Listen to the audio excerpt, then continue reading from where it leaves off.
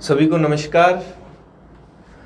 आज आपके सामने जो अपनी ऑनलाइन प्लेटफॉर्म पे एक सेकंड ग्रेड की सीरीज चल रही है सामाजिक विज्ञान विषय में, उससे आप रूबरू हैं। जैसे सामाजिक विज्ञान में अपनी दर्शन शास्त्र की बुक आ गई और लोक प्रशासन की आज बुक मार्केट में आ चुकी है और राजनीति विज्ञान की आ रही है। कुछ दिनों से अपने ये वाला जो बुक का कवर पेज वायरल किया जा रहा था, सीकर के मैडम हैं उर्मिला ताखर जी, ऑल राजस्थान, इनकी 3rd रैंक है स्कूल लेक्चरर भर्ती 2018 में अर्थशास्त्र सब्जेक्ट से। उर्मिला मैडम के द्वारा ये बुक लिखी गई है। बहुत ही शानदार कंटेंट तैयार किया गया। हमने अच्छे से कंटेंट को पढ़ा। मैडम ने अपना जो एक्सपीरियंस उनका रैंक के लिए, क्योंकि मैडम ने खुद ये बताया था कि सर जिस समय हम तैयारी कर रहे थे उस समय हमें मार्केट में अच्छा मैटर जो है मिल नहीं रहा था, इसलिए मैं चाहती हूँ कि मैं अपना एक्सपीरियंस जो मेरा मैटर है वो स्टूडेंट्स तक पहुँचाऊँ। कोई भी इनकी और बड़ी इच्छा नहीं थी कि बुक ज़्यादा बिके या ऐसे करके। और इसी एक स्टूडेंट्स की हेल्प के लिए ही सीकर से मैडम आज अपने यहाँ प्लेटफॉर्म पे आए हैं। इनका स्वागत है।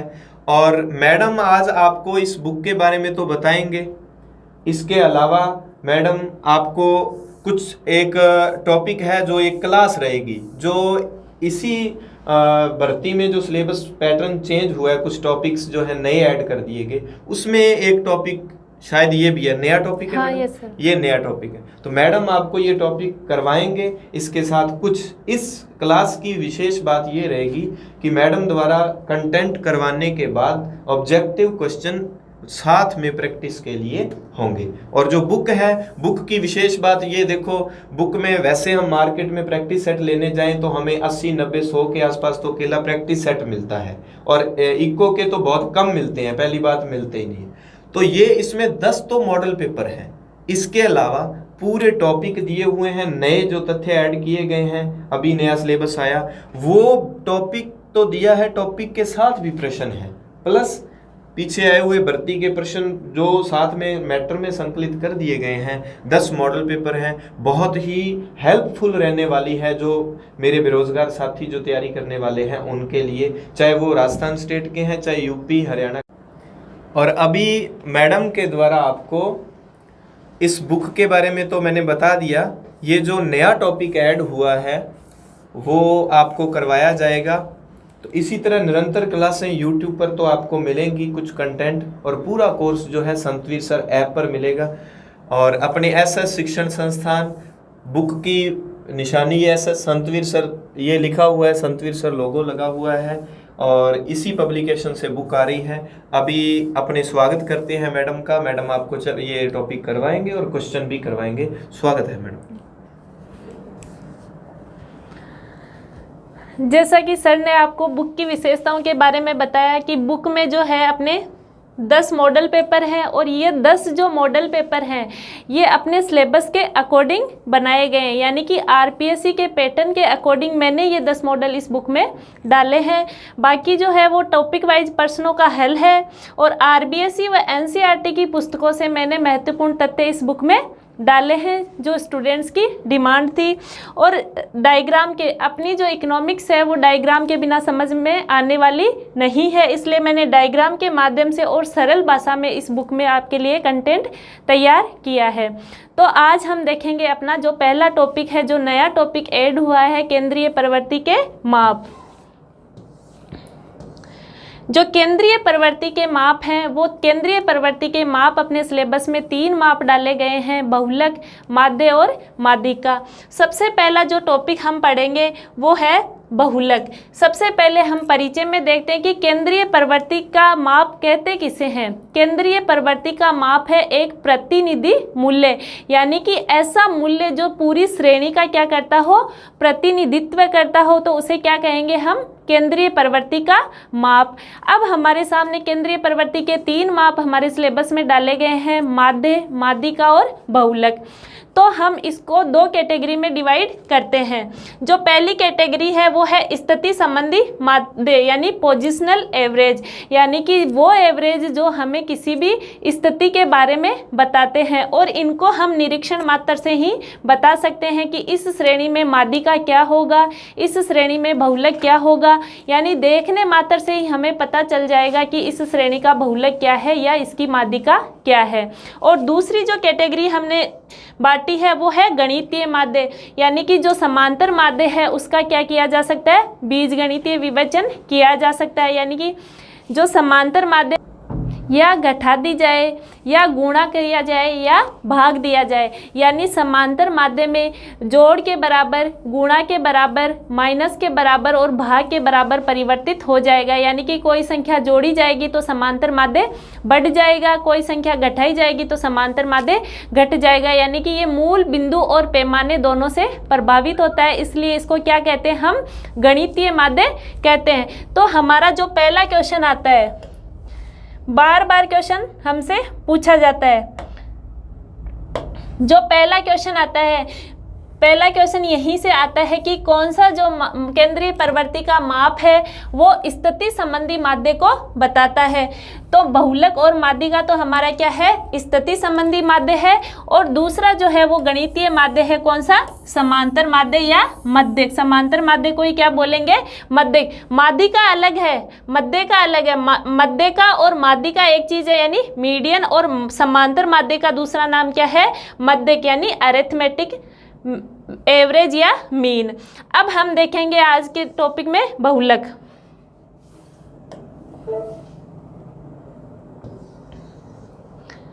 बहुलक जो है वो कौन सा माध्य है, हमारा स्थिति संबंधी माध्य। बहुलक जो है वो है स्थिति संबंधी माध्य। स्थिति संबंधी माध्य हमें क्या बताते हैं, एक पोजीशन को बताते हैं कि ये कहाँ श्रेणी में कौन सी पोजीशन पे क्या है, बहुलक होगा। तो बहुलक मॉड शब्द फ्रेंच भाषा के ला मॉड से उद्धृत किया गया है। अंग्रेजी में बहुलक को क्या कहते हैं, मॉड कहते हैं, और ये जो मॉड शब्द है वो फ्रेंच भाषा के ला मॉड से उद्धृत किया गया है। क्वेश्चन यहाँ से भी बन सकता है कि बहुलक जो शब्द है वो कौन सी भाषा से उद्धृत किया गया है, तो फ्रेंच भाषा के ला मोड से उद्धृत किया गया, जिसका अर्थ है रिवाज या फैशन। दूसरा क्वेश्चन हमारा यहाँ से बन सकता है कि जो बहुलक है उसका अर्थ क्या है, रिवाज या फैशन, यानी कि जो चीज़ प्रचलन में सबसे ज़्यादा होगी, जो चीज़ वर्तमान में प्रचलन में सबसे ज़्यादा होगी, बहुलक का मूल्य क्या होगा, वही होगा। यानी रिवाज या फैशन में जो चीज़ सबसे ज़्यादा बार आती है वही क्या होता है, बहुलक का मूल्य। सांख्यिकी में बहुलक या बुएस्टिक उस मूल्य को कहते हैं जो समंक माला में सबसे अधिक बार आता है, अर्थात जिसकी आवृत्ति सबसे अधिक हो। बहुलक का मतलब क्या है, जो संख्या बार बार रिपीट होगी वही हमारा क्या होगा, बहुलक होगा, यानी कि जिसकी फ्रीक्वेंसी सबसे ज़्यादा होगी वही क्या होगा, बहुलक का मूल्य। जैसे मान लो 2, 4, 6, 8, 4, 3 और 1, ये हमें एक श्रेणी दी हुई है और इस श्रेणी में हमें कहा जाए कि इस श्रेणी में बहुलक का मूल्य बताओ। तो जो बहुलक है वो स्थिति संबंधी माध्य है, देखने मात्र से हमें पता चल जाता है कि हमारी श्रेणी में बहुलक का मान क्या होगा। तो मैंने क्या कहा, जो संख्या बार बार रिपीट होती है वही क्या होगा, बहुलक का मान होगा। जिसकी आवृत्ति सबसे ज़्यादा, फ्रीक्वेंसी सबसे ज़्यादा होगी तो वही क्या होगा, बहुलक का मान होगा। तो इस श्रेणी में 4, 1 और 2, यानी कि 4 की फ्रीक्वेंसी जो आई है वो कितनी बार आई है, 2 बार। तो हमारे बहुलक का जो मान हो गया वो क्या हो गया, 4, यानी कि जो संख्या बार बार रिपीट होती है वही क्या होगा, बहुलक का मान होगा। अब हम देखेंगे कि बहुलक को हम 3 प्रकार से निकाल सकते हैं, व्यक्तिगत श्रेणी, खंडित श्रेणी और सतत श्रेणी। व्यक्तिगत श्रेणी में क्या आएगा, एक एक व्यक्ति का अंक दिया हुआ आएगा कि इस व्यक्ति के इतने अंक है, इस व्यक्ति के इतने अंक है, यानी इंडिविजुअल किसी व्यक्ति के नंबर हमें दिए हुए आएंगे। जैसे मान लो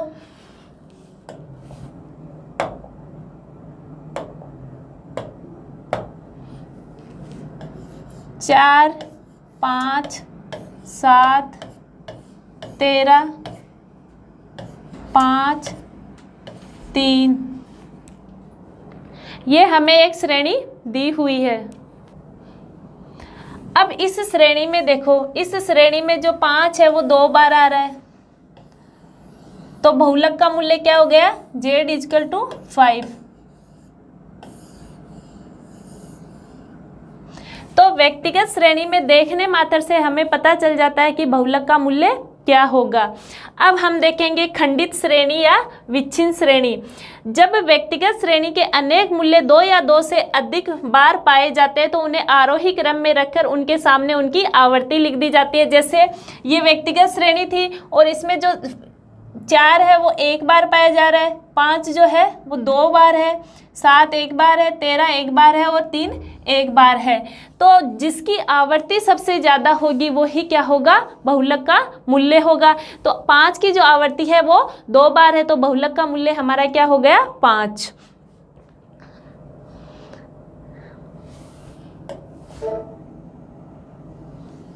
जैसे ये वाला क्वेश्चन दिया हुआ है कि किसी राज्य की 7 वर्षों की वार्षिक मृत्यु दरों के समंक निम्नलिखित है, बहुलक का निर्धारण कीजिए। तो सबसे पहले हम क्या करेंगे? आरोही क्रम में, बढ़ते हुए क्रम में अपनी सीरीज को सेट करेंगे। 10.4, 10.6, 10.7, 10.6, 10.5 ये जो सीरीज दी हुई है इसको सबसे पहले हम क्या करेंगे? आरोही क्रम में लिखेंगे। तो 10.4 जो है वो कितनी बार आ रहा है? 10.4 यहाँ आ रहा है और श्रेणी में 10.4 यहाँ आ रहा है। तो 10.4 की जो फ्रीक्वेंसी है अपने पास कितनी बार आ रहा है? 10.4 2 बार आ रहा है। तो 10.4 की जो फ्रीक्वेंसी है वो 2 है। फिर 10.5 अपने पास कितनी बार आ रहा है? 1 बार आ रहा है, तो इसकी फ्रीक्वेंसी क्या है? 1 है। 10.6 की फ्रीक्वेंसी 1, 2, 3 यानी कि 3 बार रिपीट हो रहा है, तो इसकी फ्रीक्वेंसी सामने लिख दी 3। और 10.7 है वो कितनी बार आ रहा है? 1 बार आ रहा है, तो इसकी फ्रीक्वेंसी क्या हो गई? 1 हो गई। अब हम देखने मात्र से बता सकते हैं कि हमारे बहुलक का मूल्य क्या होगा। बहुलक का मूल्य क्या होगा? जो आवर्ती बार बार प्रस्तुत होती है वही क्या होगा? बहुलक का मूल्य होगा। तो यहाँ जो आवर्ती है 10.6 की जो आवर्ती है वो 3 है, तो हमारे जो बहुलक का मूल्य क्या होगा? 10.6, क्योंकि सबसे ज़्यादा बार ये संख्या अपने पास क्या हो रही है? रिपीट हो रही है। अधिकतम आवर्ती 3 है जिसका मूल्य 10.6, अतः यही बहुलक का क्या होगा? मूल्य होगा।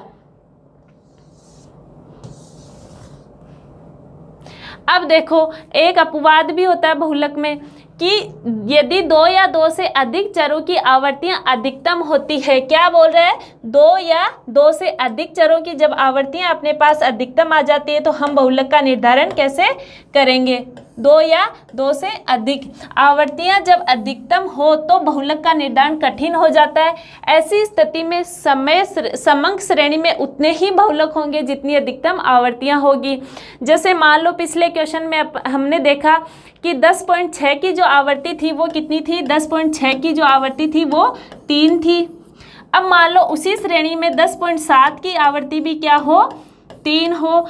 तो दोनों की आवर्तियां ही क्या है? अधिकतम है। और इन दोनों की आवर्तियां अधिकतम होने के कारण जो बहुलक का मूल्य होगा वो 2 बहुलक अपने पास निकल के आएंगे। Z = 10.6 और Z = 10.7। तो कई बार जब आवर्तियां 2 या 2 से अधिक संख्याओं की जब आवर्तियां अधिकतम हो जाती है तो बहुलक का मूल्य भी उतना ही होगा।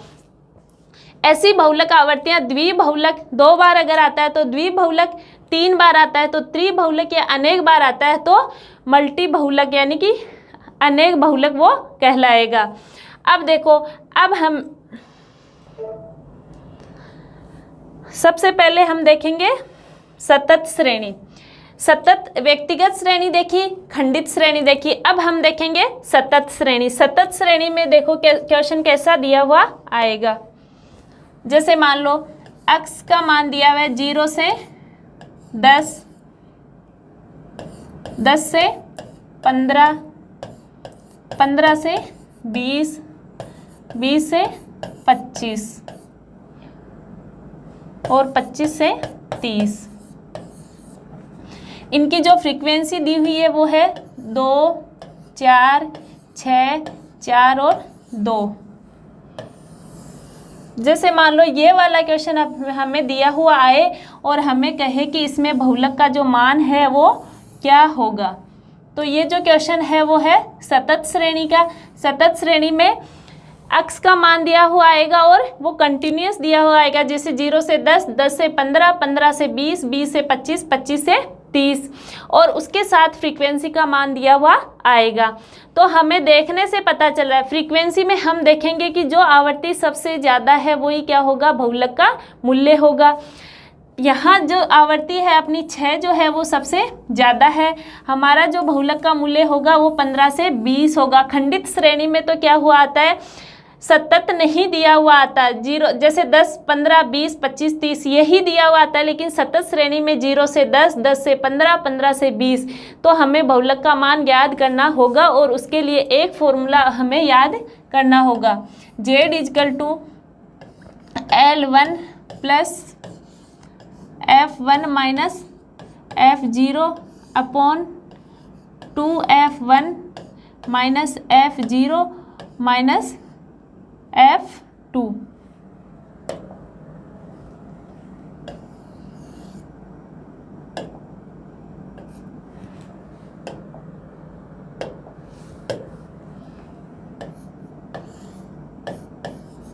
Into I।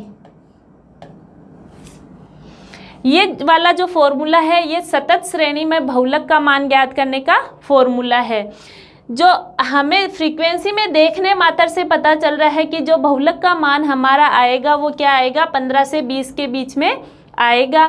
तो हम यहाँ देखेंगे Z का मतलब है बहुलक, L1 का मतलब क्या है, लोअर लिमिट, यानी कि x का जो मान दिया हुआ है उसमें हम देखेंगे कि इसका जो लोअर लिमिट है वो तो क्या है 15 है, और जो अपर लिमिट है वो क्या है 20 है, यानी कि बहुलक का मान 15 से तो अधिक और 20 से कम आएगा। तो अपनी जो लोअर लिमिट है वो क्या दी हुई है 15। F1 का मतलब क्या है, F1 का मतलब है जो आवर्ती सबसे ज़्यादा बार प्रयुक्त हुई है। F0 का मतलब है F1 से ऊपर वाली आवर्ती, और F2 का मतलब है F1 से नीचे वाली आवर्ती।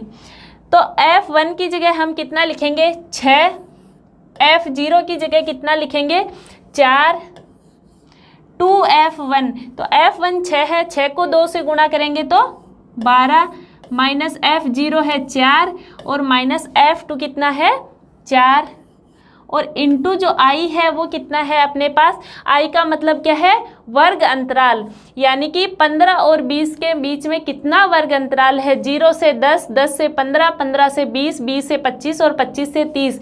इन संख्याओं के बीच जो वर्ग अंतराल है वो कितना है, तो 0 से 10 के बीच का वर्ग अंतराल कितना है, दोनों को जोड़ के 2 का भाग देंगे। वर्ग अंतराल कैसे निकालेंगे, इन दोनों संख्याओं को जोड़ के और इनमें 2 का भाग देंगे। तो 0 और 10 10 और 10 में 2 का भाग देंगे तो 5। तो इनका जो वर्ग अंतराल है वो हमारे पास क्या आ जाएगा 5।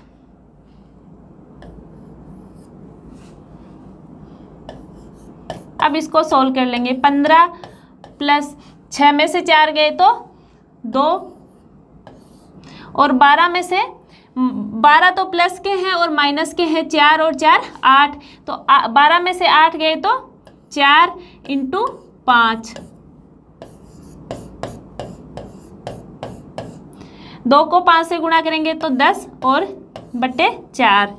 Z = 15 प्लस 10 में 4 का भाग देंगे तो 2.5, यानी कि 17.5 अपना क्या आ जाएगा बहुलक का मूल्य आ जाएगा। तो इस तरह सतत श्रेणी में बहुलक का मूल्य ज्ञात करेंगे। अब देखो दूसरा फॉर्मूला ये भी काम में ले सकते हैं, लेकिन मेन जो फॉर्मूला है वो ये फर्स्ट वाला फॉर्मूला है, ये आप सभी को याद रखना है। बाकी जो सवाल है वो फॉर्मूला पूछा जा सकता है, लेकिन आपको इतना बड़ा सवाल दिया हुआ नहीं आएगा। अपने जो कंपटीशन एग्जाम में है वो ज़्यादातर क्वेश्चन इसकी थ्योरी से पूछे जाते हैं, इसलिए आपको फॉर्मूला अच्छे से याद करना है, और ये क्वेश्चन तो मैंने केवल आपको समझाने के लिए करवा दिया। अब देखो एक जो सवाल आता है वो यहाँ से आता है सबसे ज़्यादा,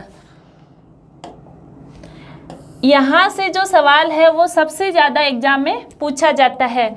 माध्यिका यानी कि z is equal to 3m minus 2x bar, ये वाला जो सवाल है वो हर एग्जाम में पूछा जाता है। यानी कि बहुलक, माध्यिका और समांतर माध्य का संबंध।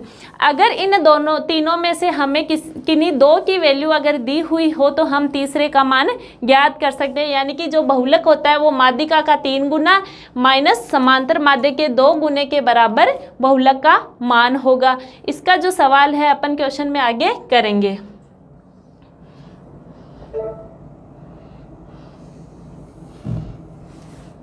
खंडित श्रेणी मैंने बताई दी। खंडित श्रेणी में क्या होता है, एक तो निरीक्षण से पता चल जाता है कि जिसकी आवृत्ति सबसे ज़्यादा हो वही क्या होगा, बहुलक का मूल्य। एक होती है समूहन रीति, यानी कि आवर्तियाँ, जैसे आवर्तियाँ पहले बढ़ती है फिर अधिकतम होती है और उसी अनुपात में घटती है, तो वो क्या होगी, सम्मित बंटन होगी और उसमें निरीक्षण मात्र से ही हमें बहुलक का मान ज्ञात कर सकते हैं। लेकिन जब आवर्तियाँ अनियमित हो, पहले आवर्तियाँ बढ़ रही हो, अधिकतम होती हो और फिर है ना धीरे धीरे वापस घटती है, तो वो जो है वो अनियमित श्रेणी होगी, असम्मित बंटन होगी। इसमें जो आवर्तियाँ हैं वो प्रारंभ में तेजी से बढ़ती है, अधिकतम होती है, फिर धीरे धीरे वापस घटती है। तो उस विधि के लिए हम समूहन रीति का प्रयोग करते हैं।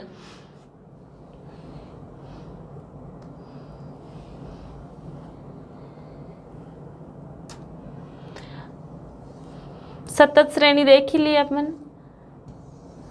अब देखो सबसे ज्यादा सवाल जो आते हैं वो आते हैं बहुलक के विशेषताओं से, लाभ से, गुणों से और दोषों से। तो सबसे पहले हम देखेंगे कि बहुलक के क्या क्या लाभ हैं। सरलता व लोकप्रियता अधिकतर निरीक्षण से ही ज्ञात हो जाता है। यानी जो बहुलक का जो मूल्य है वो क्या होता है, अधिकतर निरीक्षण मात्र से ही हमें ज्ञात हो जाता है। यानी कि जिसकी आवृत्ति सबसे ज़्यादा होगी वो ही क्या होगा, बहुलक का मूल्य। यहाँ मैंने उदाहरण दिए, इन उदाहरणों से सीधे सीधे सवाल आते हैं कि 32 नंबर के जूते के लिए केंद्रीय प्रवृत्ति का कौन सा माप ज्ञात किया जाएगा। तो क्या किया जाएगा, 32 नंबर का जो जूता है वो सबसे ज़्यादा फैशन या रिवाज में है, इसलिए जो बहुलक का जो मूल्य है वो क्या होगा, 32 होगा। इसलिए जूतों की और सिले सिलाए कपड़े, यानी कि जो जिस साइज के कपड़े सबसे ज़्यादा खरीदे जाते हैं वही क्या होगा, बहुलक का मूल्य होगा। अतः जो भी चीज़ ज़्यादा फैशन में या ज़्यादा रिवाज, जिसकी आवृत्ति सबसे ज़्यादा होगी वही क्या होगा, बहुलक का मूल्य होगा। यहाँ से सवाल पूछा जाता है। चरम मूल्यों का न्यूनतम प्रभाव, ये देखो चरम मूल्यों का न्यूनतम प्रभाव, यानी कि बहुलक पर जो है वो चरम मूल्य या सीमांत जो मूल्य होते हैं उनका न्यूनतम प्रभाव पड़ता है या प्रभाव पड़ता ही नहीं है। देखो कैसे, एक श्रेणी जैसे दी हुई है 4, 8, 9, 4, 5, 7, 4, ये हमें एक व्यक्तिगत श्रेणी दी हुई है और इसमें पूछा है हमें बहुलक का मान। तो इसमें बहुलक का जो मान होगा वो क्या होगा, सबसे ज़्यादा बार आने वाली आवृत्ति, यानी कि 4, 1, 2 और 3 बार आया है। यानी कि जो बहुलक का मान है हमारे पास वो क्या है, z इजकल टू क्या है, 4। अब मान लो इस श्रेणी में मैं 4 संख्याएं और ऐड कर दूं, 2, 3 इधर कर दी और 2 संख्याएं इधर कर दी, 9 और 11। तो इन 4 संख्याओं के और ऐड करने से हमारे बहुलक पे कोई प्रभाव पड़ेगा क्या। देखो हमारा बहुलक क्या कहता है कि जो संख्या सबसे ज़्यादा बार आएगी वो ही क्या होगा, बहुलक का मान। तो हमारे यहाँ तो 4 संख्याएं और ऐड करने पे भी बहुलक का मान क्या आ रहा है, 4 ही आ रहा है। इसलिए जो बहुलक है उस पे चरम मूल्यों या सीमांत मूल्यों का कोई प्रभाव नहीं पड़ता। हमने सीमांत मूल्य और जोड़ दिए, ये और ये, लेकिन बहुलक का मान हमारा पहले जितना ही आ रहा है, पहले भी 4 आ रहा था और अभी भी क्या आ रहा है, 4 आ रहा है। इसलिए बहुलक पर चरम मूल्यों और सीमांत इकाइयों का कोई प्रभाव नहीं पड़ता है। ये वाला क्वेश्चन बार बार पूछा जाता है कि कौन से मादे पे चरम मूल्यों या सीमांत इकाइयों का प्रभाव पड़ता है, तो वो प्रभाव पड़ता है समांतर मादे पे। आपको 4 लाइनें दी हुई आए कि बहुलक की विशेषता है। पहली जो लाइन आए कि सरलता व लोकप्रियता से ज्ञात किया जा सकता है। दूसरी जो लाइन दी हुई आए वो है कि चरम मूल्यों का कोई प्रभाव नहीं पड़ता। तीसरी जो लाइन आए कि सबसे ज़्यादा बार जो मूल्य आता है वही क्या होगा, बहुलक का मान होगा। और चौथा जो आए ऑप्शन उपरोक्त सभी, तो आपको उपरोक्त सभी करना है क्योंकि बहुलक पे सीमांत मूल्य या चरम मूल्यों का कोई प्रभाव नहीं पड़ता है। अब देखो नियमित आवर्ती बंटन में, नियमित आवर्ती बंटन का मतलब क्या है कि जिस अनुपात में आवर्तियां बढ़ रही है एक इकाई जाके अधिकतम होती है और उसी अनुपात में आवर्तियां घटती है, यानी कि सामान्य बंटन की यहाँ बात की जा रही है। नियमित आवर्ती बंटन में केवल बहुलक वर्ग या मूल्य और उसके आसपास की आवर्तियों के आधार पर ही बहुलक निर्धारित किया जा सकता है। सभी आवर्तियों की जानकारी आवश्यक नहीं है, यानी कि जो आवर्ती सबसे ज़्यादा बार आएगी वो ही क्या होगा, बहुलक का मूल्य होगा। बहुलक निर्धारण बिंदु रेखीय चित्र बनाकर भी किया जा सकता है, यानी कि बहुलक का जो निर्धारण है हम एक रेखा चित्र के द्वारा भी देख सकते हैं। उस रेखा चित्र को क्या बोलते हैं, हिस्टोग्राम।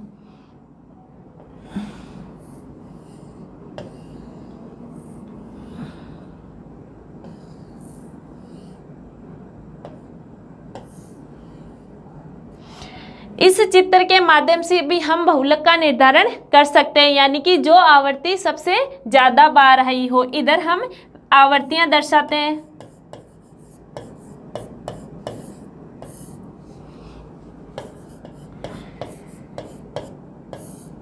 अब देखो ये हमें एक दिया हुआ है, सबसे ज़्यादा जो आवर्ती है वो कौन सी है, ये है। इस दंड चित्र से हमें पता चल रहा है कि यानी कि ये वाला जो दंड है वो सबसे ऊपर है, यानी कि इसकी आवर्ती सबसे ज़्यादा है। तो इसमें जो बीच वाला जो संख्या आएगी वही क्या आएगी, बहुलक का मान आएगी। इसलिए बहुलक का निर्धारण बिंदु रेखीय रेखा चित्र बनाकर भी किया जा सकता है, जिसको क्या बोलते हैं, हिस्टोग्राम। सर्वोत्तम प्रतिनिधित्व, बहुलक का मूल्य जो सबसे अधिक बार पाया जाता है वह समूह का सर्वोत्तम प्रतिनिधित्व करने वाला अंक होता है, यानी कि जो मूल्य बार बार आवर्ती बार बार रिपीट हो रही है वो ही क्या होगा, बहुलक का मूल्य होगा। तो इन विशेषताओं से कम एक क्वेश्चन आप लोगों से जरूर पूछा जाएगा। अब हम देखते हैं बहुलक के दोष।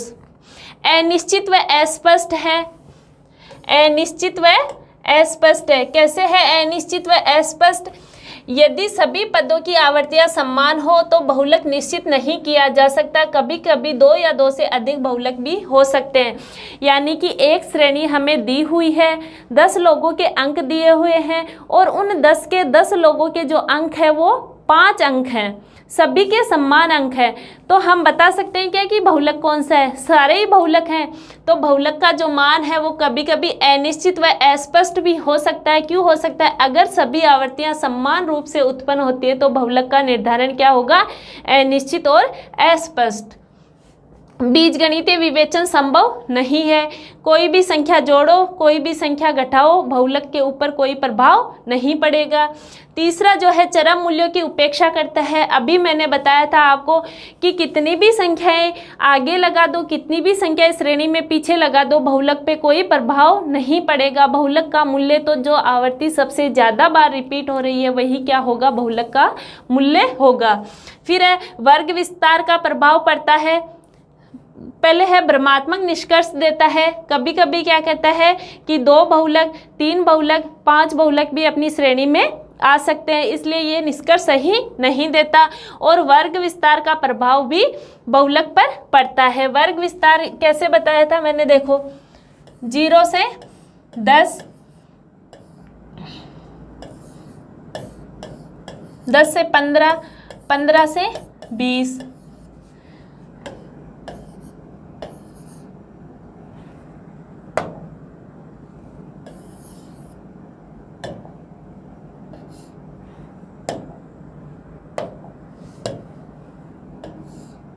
ये हमें एक क्वेश्चन दिया हुआ है। और जो दूसरा क्वेश्चन दिया हुआ है वो 10 से 30, 30 से 50 और 50 से 80। और इसकी जो फ्रीक्वेंसी दी हुई है वो दी हुई है, जैसे मान लो 1, 2 और 1। ये 2 क्वेश्चन हमारे सामने हैं। तो वर्ग विस्तार का मतलब क्या है कि यहाँ जो देखने से पता चल रहा है कि जो फ्रीक्वेंसी सबसे ज़्यादा किसकी है, इस वाले वर्ग विस्तार की है। 10 से 15 के बीच हमारे बहुलक का मान आएगा। लेकिन इसमें वर्ग विस्तार यानी कि वर्ग का विस्तार मैंने कर दिया, वर्ग विस्तार 30 से 50 के बीच कर दिया और इसकी फ्रीक्वेंसी क्या है, सबसे ज़्यादा है। तो हमारा जो बहुलक का मान है वो किस में आएगा, अब 30 से 50 के बीच। पहले क्या आ रहा था, 10 से 15 के बीच, क्योंकि 10 से 15 की जो फ्रीक्वेंसी है वो सबसे ज़्यादा आ रही थी। लेकिन अब क्या हुआ है, वर्ग विस्तार हुआ है, तो 30 से 50 के बीच क्या आएगी, हमारी बहुलक का मान आएगा। यानी कि बहुलक पर जो है वर्ग विस्तार का प्रभाव पड़ता है। फिर देखो, बहुलक का जो उपयोग किया जाता है वो व्यापार तथा वाणिज्य और मौसम संबंधी पूर्वानुमानों में। अगर मौसम का पूर्वानुमान लगाना हो, यानी कि बार बार जब बारिश आ रही है तो हम बता सकते हैं कि मौसम का पूर्वानुमान लगा सकते हैं कि बारिश और आएगी। और व्यापार और वाणिज्य में भी बहुलक का, यानी कि गेहूं की एक बोरी से हमने थोड़े से गेहूं निकाल के देख लिए कि गेहूं की क्वालिटी कैसी है, दूसरी बोरी में से थोड़े से गेहूं निकाल के देख लिए कि गेहूं की क्वालिटी कैसी है। यानी कि जब 4 बोरियों में से हमने देखे और उनकी फ्रीक्वेंसी सेम आ रही है तो बहुलक का मूल्य क्या होगा, वो गेहूं की बोरी होगा, जिसमें सबसे ज़्यादा अच्छी क्वालिटी के गेहूं है। तो व्यापार और वाणिज्य में भी बहुलक का उपयोग किया जाता है।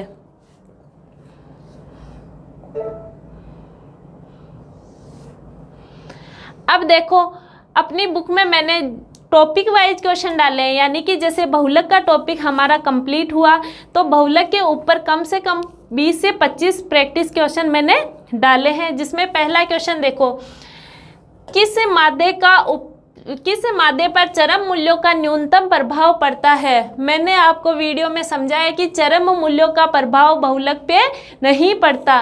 तो अपना ऑप्शन क्या होगा, 4 सही होगा कि चरम मूल्यों का न्यूनतम प्रभाव किस पे होता है, बहुलक पे होता है।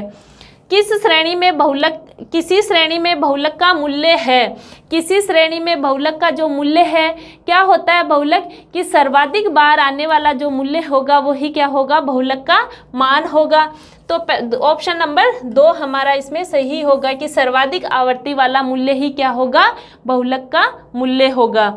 हिस्टोग्राम का उपयोग क्या निकालने के लिए किया जाता है। मैंने वीडियो में बताया कि हिस्टोग्राम, बहुलक को निकालने के लिए क्या किया जाता है, हिस्टोग्राम का प्रयोग किया जाता है। नेक्स्ट क्वेश्चन देखो, 10 आकारों के वितरण में निम्न में से कौन सा औसत सबसे अधिक आम आकार का जूता निर्धारित करता है। क्वेश्चन में क्या पूछा है, आम आकार का जूता। आम आकार का जूता मतलब जैसे 7 नंबर का जूता जो मार्केट में है वो सबसे ज़्यादा बिकता है, 7 नंबर की साइज का जूता सबसे ज़्यादा बिकता है मार्केट में, तो उसका जो मूल्य होगा वो क्या होगा, बहुलक होगा। तो हमारा जो आम आकार का जूते के लिए निर्धारित उचित जो माध्य है वो कौन सा है, बहुलक।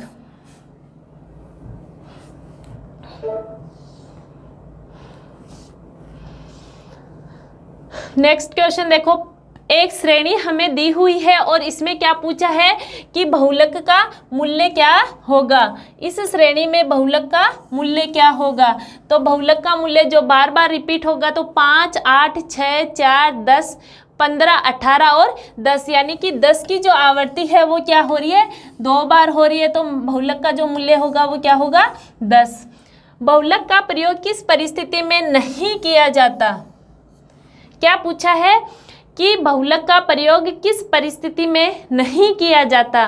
तो पहला ऑप्शन है अनिश्चित व अस्पष्ट हो, चरम मूल्यों की उपेक्षा करता हो, बीजगणितीय विवेचन का अभाव और उपरोक्त सभी। तीनों स्थितियों में ही बहुलक का प्रयोग नहीं किया जाता। तो ऑप्शन नंबर 4 होगा, क्योंकि अनिश्चित व अस्पष्ट होता है बहुलक। देखा था हमने। अनिश्चित व अस्पष्ट क्यों होता है? क्योंकि अगर आवर्ती 10 व्यक्तियों की आवर्ती सेम है तो हम नहीं बता सकते कि बहुलक का मूल्य क्या होगा, क्योंकि 10 व्यक्तियों की आवर्ती सेम है तो बहुलक 10 के लिए सेम होगा। तो ये क्या है? अनिश्चित व अस्पष्ट है। चरम मूल्यों की उपेक्षा करता है, यानी कि जो सीमांत मूल्य और श्रेणी में ऐड कर दिए तो उनसे बहुलक पे कोई प्रभाव नहीं पड़ेगा। और तीसरा बीजगणितीय विवेचन, कोई भी संख्या जोड़ो कोई भी संख्या घटाओ, बहुलक पे कोई प्रभाव नहीं पड़ेगा। तो तीनों में ही बहुलक का उपयोग नहीं किया जाता। केंद्रीय प्रवृत्ति के विभिन्न माप क्या कहलाते हैं? केंद्रीय प्रवृत्ति के जो विभिन्न माप है वो प्रथम श्रेणी के माप कहलाते हैं। किस केंद्रीय प्रवृत्ति के माप में श्रेणी के सभी पद सम्मिलित नहीं होते? बहुलक में जो है वो सभी पद सम्मिलित नहीं होते। बहुलक का जो मान है वो तो जो आवर्ती सबसे ज़्यादा बार आ रही है उसी पे डिसाइड हो जाता है, तो सभी पद मूल्यों को इसमें शामिल नहीं किया जाता।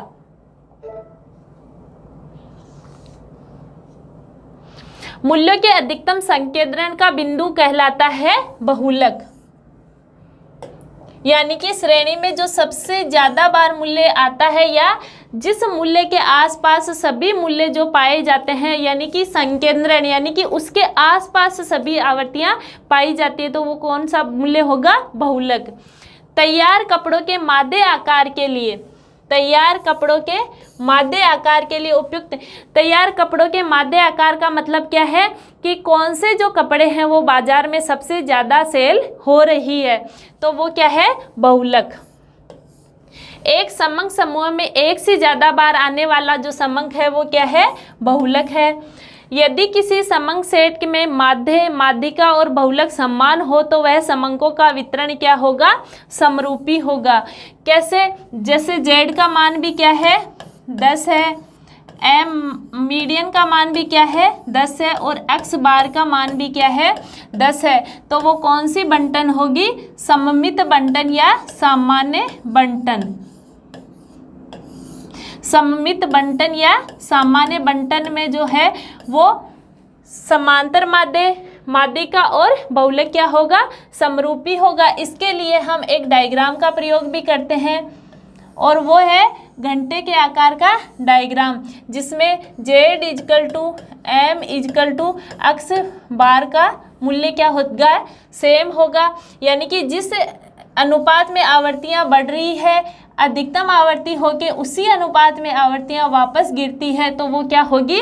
सममित बंटन होगी, सामान्य बंटन होगी, जिसमें माध्यिका, माध्य और बहुलक का जो मान है वो क्या आएगा? हमेशा बराबर आएगा।